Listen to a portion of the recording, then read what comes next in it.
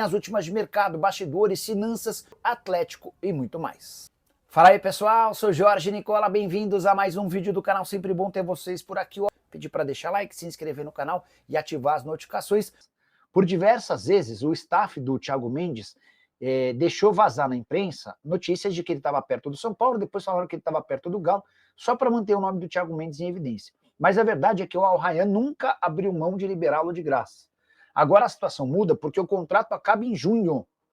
Ou seja, não há como pedir dinheiro para liberar o Thiago. O Thiago estará livre. Então a tendência é que ele vire jogador do São Paulo. Mas não dá para cravar, tá bom? Essa é a grande verdade. Jefferson Matos saiu a notícia hoje que o Thiago Mendes no São Paulo. Pois é, Jefferson, é mais uma, né?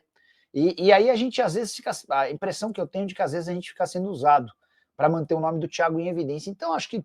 E até a esposa dele também... vira e mexe, dá uma especulada, aí põe foto dizendo que tá arrumando as malas, que tá vindo para cá.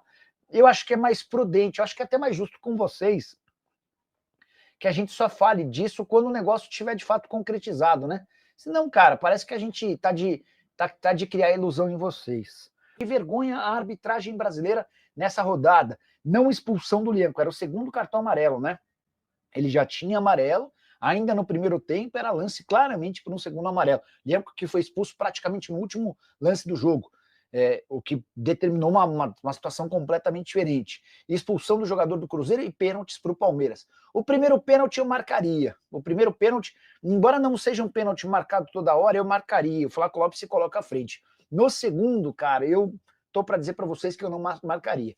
E aí, só para registrar que essa rodada horrorosa dos árbitros, ela vem 2 dias depois de a revista Piauí fazer uma matéria bastante grande contando sobre a CBF. Eu já havia escancarado um pouquinho de como é que funcionam as mesadas pagas pela CBF às federações e os salários pagos pela CBF aos presidentes de federação, numa clara demonstração de que os caras são pagos para estarem junto do presidente da CBF na hora de votar para a eleição presidencial. Beleza?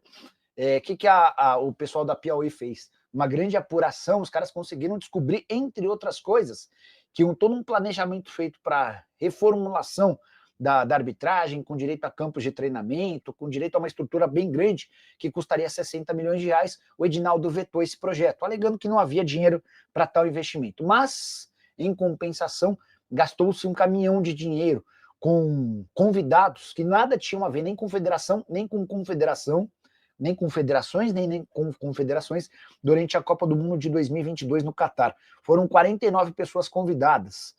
A matéria também traz informações de ajudas de custo para presidente da Federação do Amapá, que veio a São Paulo por conta da cirurgia da esposa. E a hospedagem e as passagens dele e da esposa foram pagos. Enfim, cara, um verdadeiro caos. Os caras lidam com o dinheiro da CBF como se fosse um dinheiro próprio. E a verdade é que falta dinheiro para um monte de coisa importante no futebol brasileiro, como arbitragem, como Série E, Série F, Série G, Série H, mas tem dinheiro sobrando para algumas coisas absurdas. E aí só mais um absurdo, cheguei a contar nas minhas redes sociais hoje cedo, pouco depois de postar o vídeo, me contaram que a Série D do Campeonato Brasileiro, que começaria no próximo sábado, foi adiada em uma semana. A justificativa da CBF é de que os laudos, que vários clubes que disputam a Série D ainda não enviaram laudos para dizer sobre as condições do gramado. E a promessa da CBF é de uma fiscalização grande em relação à condição dos campos para a disputa da 4ª divisão. A minha está dizendo que os times de Minas estão em decadência, empate do Galo e derrota do Cruzeiro, né? E o São Paulo fez um bom primeiro tempo. Bom primeiro tempo mesmo, bem consistente. Foi um São Paulo que conseguiu, especialmente na primeira parte do primeiro tempo, ser até melhor do que o Galo. Depois o Galo foi se assentando. No segundo tempo, as principais chances foram de fato do Atlético. O Atlético desperdiçou boas chances, o Rafael também pegou. Mas eu gostei da partida do São Paulo. O primeiro tempo do São Paulo foi bom. E aí, depois de uma vitória contra o Tadieres e de um empate fora contra o Galo, com vários problemas, e poupando alguns titulares, nem dá para cogitar essa possibilidade, ele fica, tá? Ele vai depender, obviamente, de uma sequência de resultados. Quando começar a tropeçar, deve ser demitido, até porque existe uma sombra gigante, Dorival Júnior. Só é importante contar que o Dorival também não está super apressado para voltar a trabalhar. Depois de você ser demitido da seleção, com direito a R$1 milhão por mês de salário até a Copa do Mundo do ano que vem, também não há muita pressa da parte do Dorival, tá bom? Nicola, que arbitragem ruim, tinha que ter profissionalização dos árbitros. O Marcerone Alves, ele fala uma coisa extremamente básica, né? Estava contando na matéria que eu fiz sobre a CBF que a entidade faturou no ano passado 1 bilhão e 200, não, no ano retrasado 1 bilhão e 200 milhões. No ano passado, certamente, ela também passou de 1 bilhão. E a expectativa para esse ano é de superar 2 bilhões de reais. É impossível. Ninguém vai me dizer que com 2 bilhões de faturamento não dá para investir de forma profissional na arbitragem. Mas, enfim. A saideira tem a ver com o Galo. Vazou uma suposta segunda camisa do Atlético nas redes sociais. Camisa toda branca com detalhes em preto, além das linhas aqui na parte da manga, as linhas da Adidas na cor dourada. Confesso que achei bonita. Gostaria de saber a opinião do torcedor atleticano. Sobre a coletiva do Cuca, achei que o Cuca foi muito realista, não inventou, falou da dificuldade que o Atlético teve no primeiro tempo, que todo mundo viu, falou de algumas atuações abaixo, né, de alguns atletas, falou sobre a dificuldade que o São Paulo impôs ao Galo. A pergunta sobre o Arana, eu discordo do companheiro que fez a pergunta.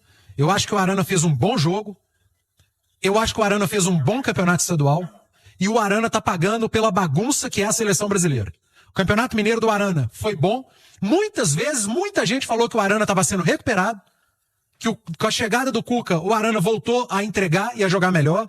Aí ele foi para a seleção, que todo mundo foi mal. Uma bagunça a seleção brasileira. Tomou uma goleada e um vareio da Argentina. E o Arana jogou muito mal. Assim como o Wesley do Flamengo, que tem jogado muito bem, jogou muito mal. E vários outros jogadores foram mal. E aí o Arana voltou, e no primeiro jogo, em sequência, não faz uma boa partida, e aí fala, o Arana não é mais o mesmo, o Arana não tá jogando o mesmo. Hoje, o Arana foi mal. Não, o Arana não foi mal hoje, não. Hoje o Arana fez um bom jogo, do lado direito do São Paulo, que foi dobrado, e que a gente chamou atenção para isso, e que ele foi um dos jogadores mais participativos do Atlético ofensivamente. Hoje o Arana foi bem, ajudou, foi um dos caras que mais criaram no time do Atlético no ataque, e defensivamente quem comprometeu foi o Natanael, que tomou um vareio do Ferreirinha. Então, gente, é preciso separar as coisas. O que aconteceu com o Arana na bagunça da seleção brasileira e o que tem sido o Arana em 2025. É claro que não é o Arana de 21 e de outras temporadas, mas ele já melhorou bastante, e aquilo que a gente viu na seleção diz muito mais sobre a bagunça que se tornou a seleção brasileira do que sobre os jogadores individualmente falando. Percebeu uma coisa, né? O Zubeldia, ele vai defender com unhas e dentes os jogadores dele, porque ele disse, abre aspas, não posso permitir que o árbitro se dê ao luxo de não expulsar um jogador rival quando é para ter expulsão. Fecha aspas. Ele foi categórico, ele abriu a coletiva, inclusive, falando isso, que acha que não foi boa a arbitragem do Ramon Abate-Abel, que ele já prejudicou, na opinião dele, o São Paulo em outras oportunidades, e que hoje era pro Lianco ter sido expulso ainda no primeiro tempo. Hoje nós vimos 3 versões do técnico do São Paulo, né? O Zubeldia, o Rebeldia e o Calmaria. Agora na coletiva. Calminho. E ele tem razão, cara. Assim, não dá pra tirar a razão do Zubeldia, não. Era pro Lianco ter sido expulso, sim. Aí ele fala que o lance do Caleri já é mais... Não, era pra ter sido expulso também. O lance do Caleri, o VAR acertou ao chamar o Ramon Abate-Abel, o Caleri vai com o cotovelo no rosto do Alonso, era para ter tido... Aliás, tivemos, né, uma expulsão de cada lado, porque o Lianco foi expulso no último minuto do jogo, num lance que eu nem acho que era para amarelo, tá? Eu acho que a expulsão do Lianco tinha que ter acontecido na primeira etapa. Agora, o Zubeldia tá certo ao comemorar um pontinho como visitante, até porque o São Paulo tinha muitos desfalques. Tecnicamente, o São Paulo perde muito sem Oscar e Lucas. Mas você viu que esse time correu hoje, cara? Absurdo. Se você perde tecnicamente, e eu prefiro ter Lucas e Oscar, obviamente, mas sem os dois, o São Paulo, ele torna-se um time mais brigador, né? Mais físico, mais intenso, e exigiu muito isso do Galo, tanto que o Cuca teve que mudar já no intervalo. Mas foi uma entrevista mais consciente do técnico do São Paulo, que segue pressionado, né? Apesar da vitória na Argentina e desse 0-0 bem heróico, vamos dizer assim, porque jogou boa parte do segundo tempo com um jogador a menos, no Mineirão, e cheio de desfalques, o técnico segue pressionado pela torcida, pela imprensa, mas não dá para tirar a razão do Zubeldia quanto à reclamação sobre a não expulsão do Lianco ainda no primeiro tempo. Do Atleticano, quero saber sua opinião nos comentários. O Galo, que ainda não venceu no Campeonato Brasileiro, estreou com derrota contra o Grêmio na Arena, né, na Arena do Grêmio. Agora, dentro do Mineirão, recebe o São Paulo e o Galo fica no empate em 0-0. Uma arbitragem muito ruim, né, para os dois lados, muita reclamação. Mas eu quero sua opinião aí sobre o Guilherme Arana, né, como os amigos da Rádio Itatiaia trouxe aí. Se o Arana caiu mesmo de rendimento, como está aí a situação do Arana, como você vê alguns jogadores do elenco do Galo logo após a data FIFA, né? Esse tempo que tirou aí os jogadores para seleções, o Galo parece estar abaixo, né, do seu rendimento. Dê aí sua opinião nos comentários, não esqueça de deixar like no vídeo, se inscrever no canal e ativar o sininho de notificações.